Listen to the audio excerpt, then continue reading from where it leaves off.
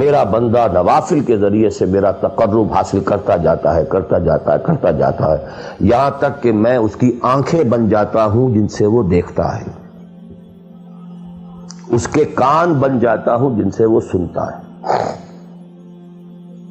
اس کے ہاتھ بن جاتا ہوں جن سے وہ پکڑتا ہے، اس کے پاؤں بن جاتا ہوں جن سے وہ چلتا ہے۔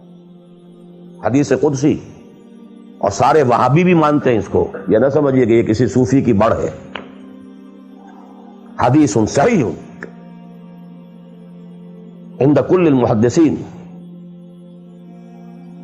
اللہ ہاتھ بن جاتا ہے آپ کا، اللہ پاؤں بنتا ہے آپ کا، اللہ آنکھ بنتا ہے آپ کی، اللہ کان بنتا ہے آپ کا۔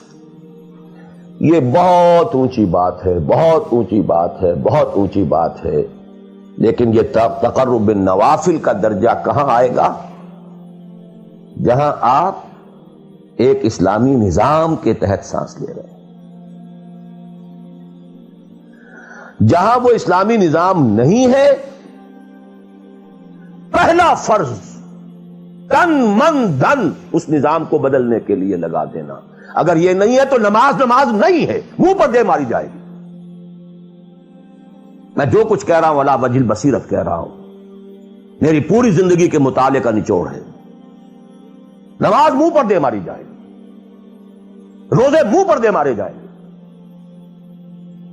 You reconcile yourself to that system جو میری بغاوت کے اوپر مبنی تھا۔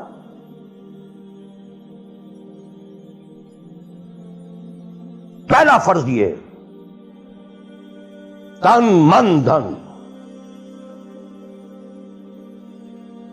You can not reconcile with that system, you can not accept that system. اس میں اپنے آپ کو اکوموڈیٹ کرنا، اس میں اچھے کیریئر تلاش کرنا، اس میں اچھی جائیداد بنانا، اس میں پیسہ جمع کرنا، اس میں اچھی سے اچھی بچوں کو ایجوکیشن تاکہ بہتر سے بہتر زندگی وہ بھی گزار سکیں، سب کا سب حرام، مطلقاً حرام۔ پہلا کام یہ ہے اپنی جان، اپنا مال، اپنا تن، اپنا دھن سب اللہ کے دین کے لیے خرچ کرو۔ سبسسٹنس لیول کے اوپر صرف جان کو باقی رکھنے کے لیے جو ناگزیر ہے، that is allowed, nothing more. This is the point, crucial point. اب ہمارے سامنے حدیثیں ہوتی ہیں اور وہ سارے فضائل کی کتابیں ہیں اور یہ ہیں جن کا تعلق اس ماحول سے تھا جبکہ دین قائم ہو چکا تھا، اس کانٹیکسٹ میں باتیں ہو رہی ہیں، نفل کی بات ہو رہی ہے اور قیام اللیل کی بات ہو رہی ہے، اور جو ہے ختم قرآن کی بات ہو رہی ہے، اور اگر فجر کے بعد بیٹھے رہے مصلی پر اور 2 رکعت پڑھ کر اٹھے جبکہ سورج نکل چکا ہے تو اب یہ اتنا اونچا ثواب، یہ ساری باتیں، all these things become absolutely irrelevant. The deciding factor is دین غالب ہے، ٹھیک ہے، چلو نوافل کی طرف، قرات کی طرف چلو، جتنا آگے سے آگے یتقرب الی العبد بالنوافل،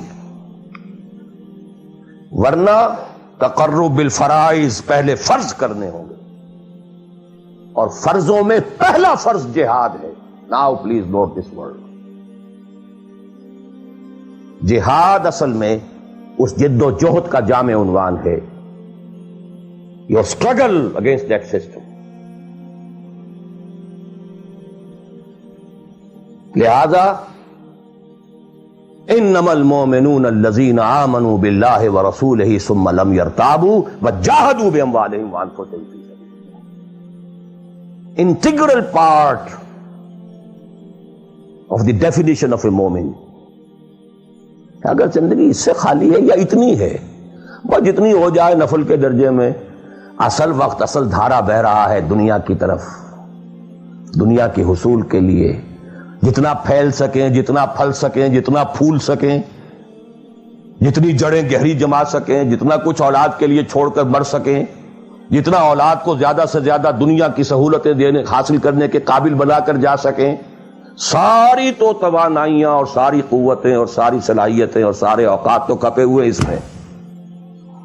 اچھا آپ کو تھوڑا سا دین کا کام بھی، آخر دھوکہ تو اپنے آپ کو دینا ہی ہے نا.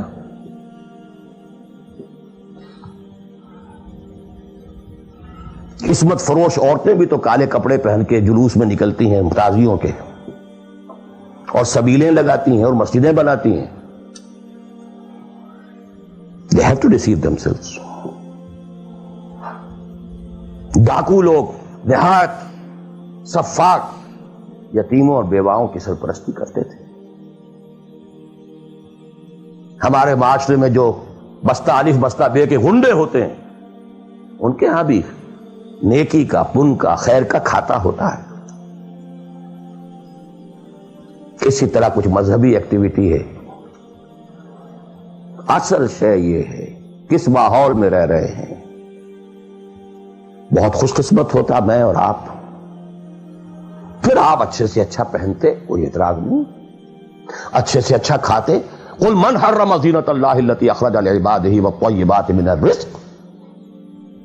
خلافت راشدہ میں آپ رہ رہے ہیں، آپ حلال ذریعے سے کما رہے ہیں، آپ بہت اچھا کھائیے، بہت اچھا پہنیے، بلکہ اللہ چاہتا ہے کہ اس کی نعمت جو اس نے تمہیں دی ہے وہ تم پر ظاہر ہو. لیکن پلیز نوٹ دی کانٹیکسٹ.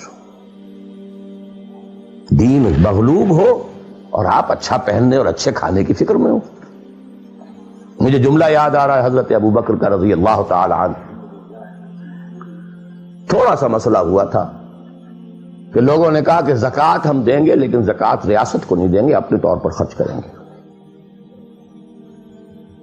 حضرت ابو بکر نے فیصلہ کیا ان کے خلاف جنگ کا.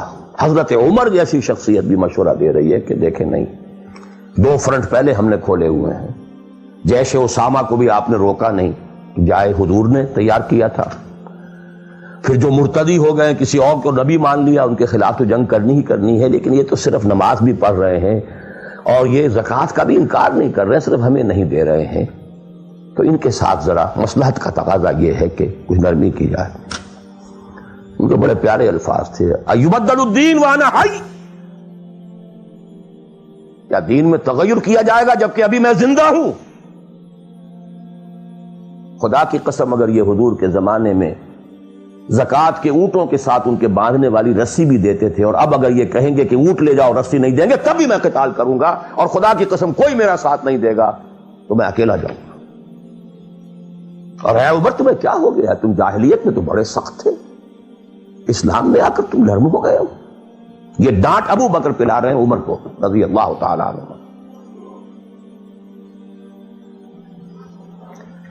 تو اچھی طرح جان لیجئے، اب میں نہیں کہہ سکتا کہ میں کس طریقے سے اس کو بیان کروں، کیسے ٹھوک ٹھوک کر آپ کے ذہنوں میں اتار دوں. یہ ہے اصل شے. دین کا سارا سٹرکچر ہی بالکل ریورس ہو جاتا. The whole value structure absolutely changes. دین غالب ہے تو وہ ساری باتیں ہیں جو ہم نے خوب یاد کی ہوئی ہیں. آج حقوق والدین بھی تو ہے نا، آخر بچوں کے حقوق بھی تو ہے نا. یہ حقوق والدین جو ہے ان مہاجرین کو یاد نہیں آئے جو اپنے ماں باپ کو چھوڑ کر مدینے پہنچ گئے تھے. یہ اولاد کے حقوق انہیں یاد نہیں آئے، بیویوں کے حقوق یاد نہیں آئے. وہ تو فینیٹکس تھے نا، پاگل تھے نا. مدینے کے منافقین نے انہیں سفہا کہا تھا، بے وقوف لوگ ہیں یہ. انؤمن کما آمن السفہا. These fools, these fanatics. یہ ساری حدیثیں آپ کو یاد ہیں.